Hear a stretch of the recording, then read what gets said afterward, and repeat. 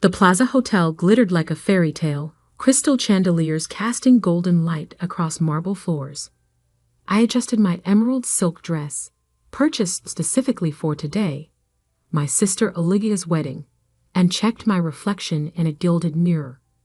The doorman had given me an odd look when I arrived, as if questioning whether I belonged in such an opulent setting. If he only knew. My phone buzzed with a text from Mom. "Where are you?" "The ceremony starts in an hour."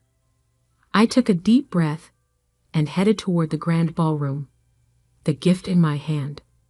A small, wrapped box felt heavier than its actual weight. Inside was a key, but not just any key. The key to everything Olivia had ever wanted. Growing up, Olivia had always been the star, the perfect daughter, the stunning beauty, the social butterfly. While I buried myself in financial reports and business plans, she floated through life on charm and looks.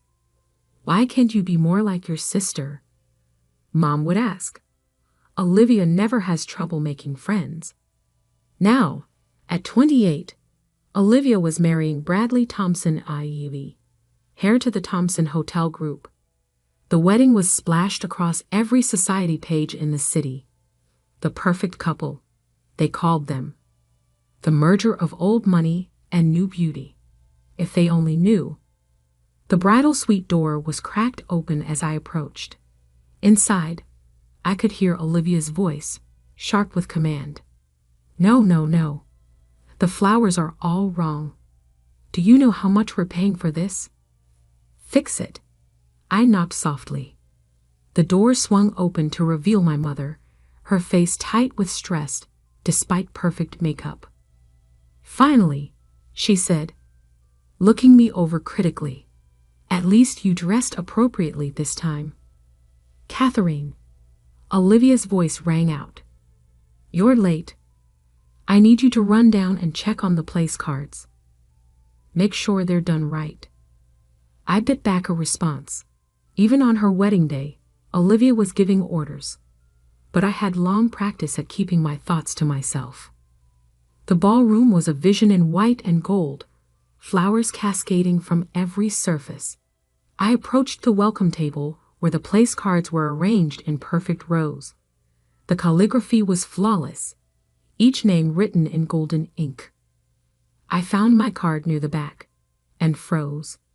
Instead of a table number, mine read, "Hallway seating, service entrance." "Oh good, you found it." I turned to see Olivia standing behind me, resplendent in her designer wedding gown. Her smile didn't reach her eyes. "There wasn't room at the family tables," she said sweetly. "You understand, don't you? We had to seat all of Bradley's important connections first. There's a nice chair set up by the service entrance. You'll still be able to hear everything." The carefully maintained mask I'd worn for months cracked slightly. "By the trash cans, Olivia?" "Really?" She shrugged, adjusting her veil. "Guess you don't count as much as real family. Besides, it's not like you contributed anything to this wedding." If she only knew how wrong she was about everything. I looked down at the small gift in my hands. Inside was the key that would unlock the truth about her precious Bradley, about the Thompson Hotel Group, about everything she thought she was marrying into. I had spent the last year working silently, systematically, uncovering every secret, every lie, every hidden debt. The Thompson empire was crumbling, and Bradley knew it. He needed this marriage, needed the connections and social status Olivia would bring to save his family's failing business. What he didn't know was that I had already bought most of their debt through a series of shell companies. What no one knew was that while they were planning this lavish wedding, I was planning something else entirely. I had intended to wait until after the ceremony, to do this quietly, privately. But standing there, holding my hallway seat assignment, something shifted inside me. "You're right," I said, my voice steady. I don't count as real family. I never have. Olivia's smile widened. Exactly. So you'll be fine by the service entrance. I picked up my place card, tore it in half, and dropped it on the floor. No, I won't. Excuse me. I'm leaving, I said, turning toward the door, and I'm taking my gift with me. Whatever, Olivia called after me. It's not like you could afford anything worth having anyway. I paused at the doorway, looking back one last time. You might want to check Bradley's phone, particularly his messages with someone named Diana at Goldman Sachs. They're very illuminating. Olivia's face went blank. What are you talking about? Ask him about the leveraged buyout and the hidden debts, and why the SEC is investigating his father. The color drained from her face. How do you? That's not. I smiled, a real smile this time. Goodbye, Olivia. Enjoy your wedding, while you can. As I walked away, I could hear her heels clicking rapidly across the marble floor, no doubt rushing to find Bradley. In about 10 minutes, she would discover that his phone was locked, and he wasn't answering her calls. In 20 minutes, she would learn that Diana from Goldman Sachs had just sent an email to the entire Thompson board, detailing every fraudulent transaction she'd uncovered. And in 30 minutes, she would realize that her perfect wedding was about to become something else entirely. I stepped out into the sunlight, pulling out my phone. Time to set everything in motion. Execute Plan B, I texted to my team. And make sure the SEC gets those files within the hour. The response came immediately. Already done. Thompson stock is starting to fall. I slipped into my waiting car, finally allowing myself to relax. The doorman who had questioned my belonging was now holding the door with careful deference. Word traveled fast in certain circles. As we pulled away from the plaza, I could hear sirens in the distance. Right on schedule. The real wedding gift was about to be delivered, and it wasn't the key in the small box I still held. It was the key to understanding that actions have consequences, that appearances aren't everything, and that sometimes the person you dismissed might just be the person who brings your whole world crashing down. My phone buzzed again. A message from Diana. SEC agents just entered the plaza. Should I activate the final protocol? I smiled, thinking of Olivia's face when she realized what was really happening. Yes, I typed back. It's time everyone knew the truth. The car turned onto Park Avenue as behind us. The perfect wedding dissolved into perfect chaos. My car had barely reached Madison Avenue when the calls started flooding in. First Mom, then Dad, then a stream of family members I hadn't heard from in years. I silenced them all, watching the city blur past my window as centuries of carefully maintained appearances crumbled behind me. Turn on CNBC, Diana texted. I pressed a button, lowering the partition screen in the car. The financial news channel sprang to life, and there it was. Breaking news scrolling across the bottom of the screen. Thompson Hotel GROU under federal investigation. CEO ARRESTED on FRAUDCJRGE. My phone buzzed again. Olivia this time, her text almost incoherent with rage. What did you do? I could picture the scene unfolding at the plaza. SEC agents in dark suits moving through the crowd of bewildered wedding guests. Bradley being led away in handcuffs, his father already in custody in the hotel lobby. Olivia, still in her perfect white dress, watching her perfect day shatter like a crystal glass, dropped on marble. Ms. Harrison? My driver's voice cut through my thoughts. We're here. I looked up at the gleaming office tower that housed Harrison Global Investments, my company, though few people knew that. I'd built it quietly over the past 5 years, hidden behind layers of holding companies and proxy directors. Diana was waiting in the lobby, tablet in hand. Her sharp suit and precise movements reflected none of the chaos we just unleashed. "The Thompson stock is in free fall," she reported as we stepped into the elevator. "Down 60% and still dropping. Our positions are exactly where we want them." I nodded. "And the evidence packets?" "Being delivered to every major news outlet right now. The full story will break within the hour." She paused. "Your family's reputation won't survive this unscathed." "They sacrificed that reputation themselves," I said quietly. "They just don't know it yet." My office occupied the top floor, its floor-to-ceiling windows offering a panoramic view of the city. I deliberately kept the space minimal.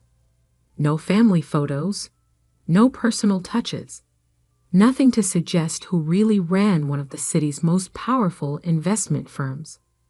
"Pull up the security feed," I instructed Diana. Multiple screens lit up, showing different angles of the Plaza Hotel. The chaos was spreading. Police cars lined the street. Reporters were arriving in waves, their cameras flashing like strobe lights. And there, in the middle of it all, was my sister. Olivia's perfect composure had cracked. Her veil was askew, mascara tracking down her cheeks as she screamed at anyone who would listen. Mom stood beside her, face ashen, while Dad argued with what appeared to be federal agents. "Your sister's trying to call again," Diana noted. "This time," I answered. How could you?" Olivia's voice was shrill, hysterical. "Wow, you've ruined everything." "No, Olivia," I replied calmly. "I just exposed the truth. Bradley's family has been running a Ponzi scheme through their hotels for years. They were using your wedding, your connections, to bring in new investors before everything collapsed. You're lying. Bradley loves me. Bradley loves your social status and your father's contact list. Check your phone. I just sent you proof. Every fraudulent transaction, every hidden account, every lie, he told you." There was a long pause as she presumably looked at the documents. "But how did you?" Her voice had lost its edge, reality finally starting to sink in. "Remember when you told me I'd never amount to anything? That I was wasting my time with investments and financial analysis while you were building the perfect life?" I allowed myself a small smile. It turns out all that boring work gave me exactly what I needed to see through Bradley's facade. "The SEC," she whispered. "That was you. I've owned most of Thompson's debt for months. I knew everything, Olivia. Every scheme, every fraud, every secret meeting Bradley had with his mistress while planning your wedding." "Mistress?" Her voice cracked. "Diana isn't just from Goldman Sachs. She's been working for me, gathering evidence, recording every conversation, including the ones where Bradley laughed about how your wedding would save his family's empire." A choked sob came through the phone. "Why?" she managed finally. "Why today? Why not tell me before? Would you have believed me? Or would you have run straight to Bradley, warning him, letting him hide the evidence?" I paused. "And as for why today, well, you made it clear I didn't count as family. So I stopped acting like family." Through the security feed, I watched my sister crumple onto a gilt chair, her perfect wedding dress pooling around her like broken dreams. "What happens now?" she whispered. "Now, the Thompson empire falls. Bradley and his father go to prison. And you get to experience what it feels like to be the one nobody wants to associate with. You've destroyed us, she said, but the fight had gone out of her voice. No, Olivia. You destroyed yourselves. I just decided to stop protecting you from the consequences. I ended the call, turning to Diana. Start the next phase. She nodded, fingers flying over her tablet. Within minutes, news alerts began popping up on my screens. Harrison Global Investments announcing the acquisition of key Thompson properties at fire sale prices. Our company stepping in to stabilize the situation and protect jobs. My phone buzzed again. Dad this time. His message was different from the others. We need to talk. I know what you've built. I stared at the message for a long moment. Of course he knew. Dad hadn't built his own business empire by being stupid. He must have figured it out. Perhaps even suspected what was coming. Diana, I said quietly, get me everything we have on Harrison Industries. She looked up, startled. Your father's company? But that wasn't part of the plan. Plans change. I turned to look out over the city. It's time for phase 2. Because destroying Bradley Thompson wasn't the end game. It was just the beginning. And my family was about to learn that the daughter they dismissed had become something far more dangerous than they could have imagined. A woman with nothing left to lose and everything to prove. The sun had set over Manhattan by the time my father arrived at Harrison Global's offices. The city lights sparkled below like scattered diamonds, a fitting backdrop for what was about to unfold. Impressive, he said, stepping into my office. His bow tie was undone, hanging loose around his neck, the only sign that today's events had affected him. Though you might have chosen a less dramatic way to reveal yourself. I gestured to the chair across from my desk. Would you have listened to any other approach? He sat, his movements measured.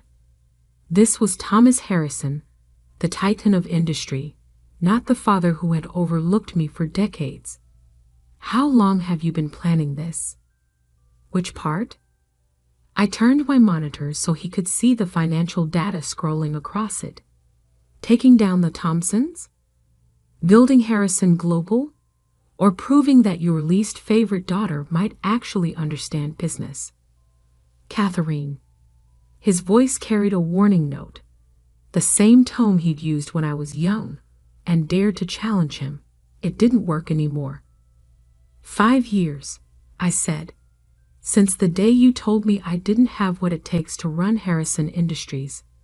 Remember? Business requires instinct, Catherine, not just books and spreadsheets. He had the grace to wince. I was trying to protect you. No, I corrected. You were protecting Olivia. Everything was always about protecting Olivia. Her feelings, her future, her fantasies about marrying into the perfect family. Diana appeared in the doorway, tablet in hand. The final numbers are in. Thompson Hotel Group has filed for bankruptcy. Our acquisition of their prime properties is proceeding as planned. Thank you, Diana. I watched my father's face as the implications sank in. Oh, and could you pull up the Harrison Industries portfolio analysis? His head snapped up. What? Diana's fingers moved across her tablet, and new data filled my screens. Harrison Industries' complete financial history. Every transaction, every acquisition, every hidden deal. You didn't think I was only investigating the Thompsons, did you? I kept my voice gentle. I learned from you, Dad. Always look at the bigger picture. Catherine, he started, but I held up my hand. 3 years ago, you started moving assets into offshore accounts. 2 years ago, you began liquidating major holdings through shell companies. Last year, you accelerated both processes. I met his eyes. You're in trouble. The mask of corporate confidence cracked slightly. You don't understand. I understand perfectly. Harrison Industries is overleveraged. The market shift you bet against happened anyway. Now you're hemorrhaging cash and looking for a way out. I leaned forward. That's why you pushed so hard for Olivia to marry Bradley. You needed the Thompson connection to prop up your empire. He stood abruptly, pacing to the window. How did you find out? The same way I built this company, by paying attention to details everyone else ignored. I pressed a button on my desk, and more data filled the screens. Would you like to see what else I know? His shoulders slumped slightly. What do you want? Sit down, Dad. I waited until he did. I'm offering you a choice. Diana handed him a folder containing 2 documents. He opened it slowly, reading with the careful attention that had made him successful. A merger? He looked up sharply. You want to acquire Harrison Industries. Option 1. Harrison Global acquires your company at fair market value. You retain a position on the board, your employees keep their jobs, and the Harrison name stays intact. I paused. Option 2. I release everything I've found to the SEC, and you face the same fate as Bradley Thompson's father. You wouldn't. I just destroyed my sister's wedding and had her fiancé arrested. Do you really want to test me? He stared at the documents for a long moment. And your mother, Olivia, will be taken care of. The merger agreement includes provisions for both of them. I softened my tone slightly. I'm not cruel, Dad. I just wanted you to see me. Really see me. I see you now, he said quietly. God help me. I see you. He picked up the pen Diana had placed before him, then paused. The timing of all this, Bradley, the wedding, this offer, you planned it this way, didn't you? I smiled. Like you said, business requires instinct. He signed. As Diana whisked the papers away for processing, my father remained seated, looking somehow both older and more alert than I'd ever seen him. What happens now? He asked. Now, you go home to Mom. Help her understand that her world hasn't ended. It's just change. Help Olivia realize that there's more to life than appearances. I stood. And tomorrow you come back here and we begin the process of saving everything you built. And you. For the first time, there was genuine curiosity in his voice. What do you get out of this? Besides control of one of the largest private investment firms in the city? I walked to the window, looking out at the empire I'd built while everyone was watching Olivia. I get the satisfaction of knowing that the daughter you underestimated now holds the key to your survival. He joined me at the window. I was wrong about you. Yes, I agreed. You were. As if on cue, my phone buzzed with a news alert. Harrison Global announces acquisition of Harrison Industries. Markets respond positively. One last thing, I said as he turned to leave. That chair by the trash cans at Olivia's wedding? It wasn't just an insult. It was the final test. If she had shown even a moment of kindness, of real sisterly feeling. I shrugged. This might have played out very differently. He nodded slowly. She failed the test. They all did. Every time. I sat back behind my desk. Good night, Dad. I'll see you at tomorrow's board meeting. After he left, Diana returned with a stack of papers requiring my attention. The merger would keep us busy for months, but that was fine. I had always preferred working to socializing anyway. My phone buzzed one last time. A message from Olivia. I'm sorry. For everything. Too little, too late.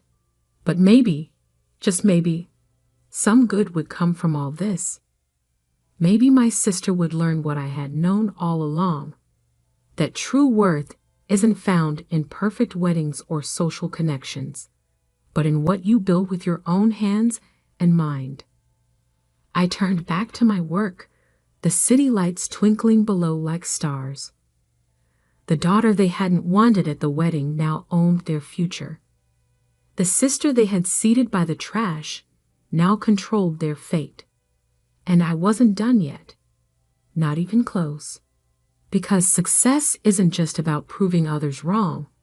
It's about proving yourself right. And I had only just begun to show what I could do. Diana cleared her throat softly. The press is requesting statements about the merger. And your mother has been calling the office. I smiled, picking up the small gift box I'd intended to give at the wedding. Inside, the key gleamed in the evening light. No longer needed, but a perfect reminder of how far I'd come. Tell them, I said, that Harrison Global is just getting started. The city stretched out before me, full of possibilities. Sometimes the best revenge isn't served cold. It's served from the top floor of the building you bought, while no one was looking. And sometimes the sister they didn't want at the wedding becomes the woman they can't afford to ignore.